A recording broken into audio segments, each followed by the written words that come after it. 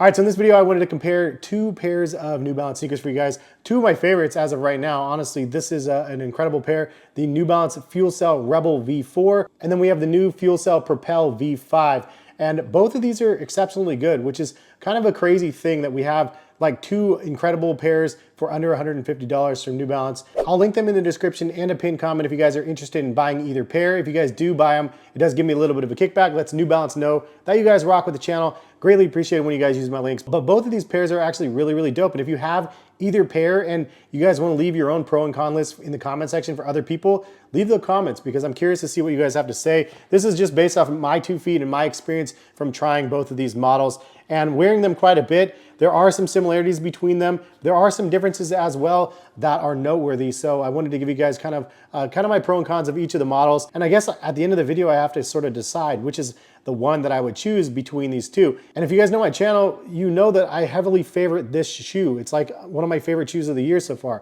I think that this is like almost like the perfect shoe. So how does this one even stack up next to this? It's like the little brother, big brother sort of vibe here. And honestly, it's a way closer race than I would have thought it would have been with a $20 difference between the two products. So I've already done detailed reviews on both of these products. And if you guys want to see those videos, I'll try to link them in the description of the video as well. It might be worth a look to just get like an overview and an overall feeling about the two shoes. In this video, I really want to compare the shoes directly based on what we already have established. So if you haven't seen the previous videos, please go check them out. And then let's continue now. So really the question I'm trying to answer is like, which shoe should you buy, right? Like this one is 140, this one is 120. Can you skip out and get the cheaper version and get the same or equal experience as you can on the more premium version?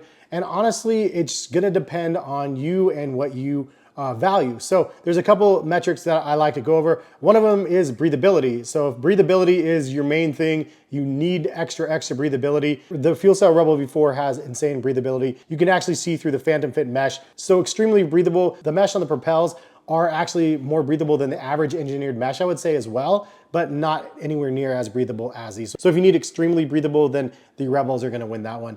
If you need something lightweight, both of these are under 10 ounces, which I think is fantastic, but the Rebel V4 is only 7.5 ounces versus 9.9 ounces on the Propel V5s. So lighter, more breathable on the Rebels. So both of these are actually the wide versions of their offerings, but if you need one with more toe supply or just extra wiggle room in your toe box section of your shoe, the FuelCell Rebel V4 actually has more width in the shoe across your toe box area than the Propels do. I don't know necessarily why, but there is a wider base and it's definitely noteworthy. And if you're looking at purely aesthetics, personally, I like the faster, crazier look of the FuelCell Rebel V4s than the Propels. The Propels look pretty good. The geometric like midsole looks really nice as well. Very similar to what you have on the Rebels, but the Rebels just look faster, just more futuristic. I don't know, there's something about this shoe that I am drawn to other than obviously the massive amounts of cushioning and amazing comfort, the lightness and everything else.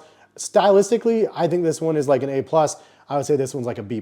That being said, if you try these on side by side, like I just did, this one actually feels like you're a little bit higher off the ground than this one. I didn't really realize why. Even though they both do have the same heel to toe drop, I feel like it's because this one does have that plate in the middle. Maybe it helps set up a little higher. And speaking of plates, if you want a smoother heel toe transition while you're walking around, I would say the Propel is actually a better option for your feet because of that plate. Now, the biggest reason why I would actually choose the Propel over the FuelCell Rebel V4 is because of the tongue. I don't really love the tongue of the Rebel V4 because of the low like fork tongue here. It's harder to grab and put on my feet versus the more standard tongue of the Propel V5. And you do have a lace loop here to help you if you're in middle age like myself. It's easier to put on your feet. That actually makes this a closer race than you might think because of that. And overall feeling on feet, I would say, is actually exceptional on both. Obviously, the FuelCell is insanely soft and squishy, like crazy soft and squishy. You can feel the squishy feel from the heel as you transition to the forefoot on both of the shoes. The Propel does have a little bit more forefoot squish than the Rebels do, in my opinion,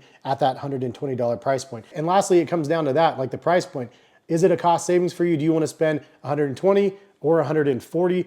Both of them are exceptionally great options in my opinion, but which of these two is the better buy? Again, based on everything that I just talked to you about, it depends on what you value the most.